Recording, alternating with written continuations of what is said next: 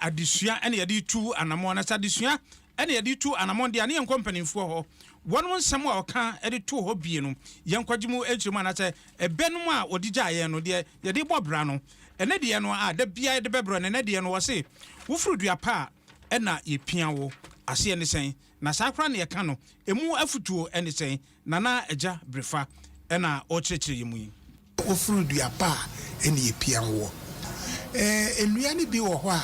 ya na eso aba aba no sebi yedi ana ebinum ani eje ho enu nti se du ba bi na obehwe na anka aso ana paya aso a obehwe ne ye pe obi a obetimi afro akoso enu nti se obi ede ne bo ekotare ho a obehwe no bi nso epia no se de be ya obenya ba man ni bi mu aso no wakọ na watimi ate paya no ana ka na akutu ni bi ababegu form na yedi na tomrebu ho a na se yebusa abeyi a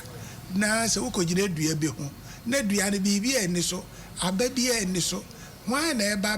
ebe piawo amawa fro se dua no na ofro dua no nso kora den na ebe free mu aba ana den na obetimi akote ede abagu form amaye nyina yenye biedi enu nti se ye ka se wofro dua pa ene YEPIAWO a na ye kire se dua na aso aba no se mi piawo ma ofro a ukona ukoti biba ebetimi aboa me ama memi abegira form na mentimi amfro no menye biedi si ye de ba abrabo mu nso a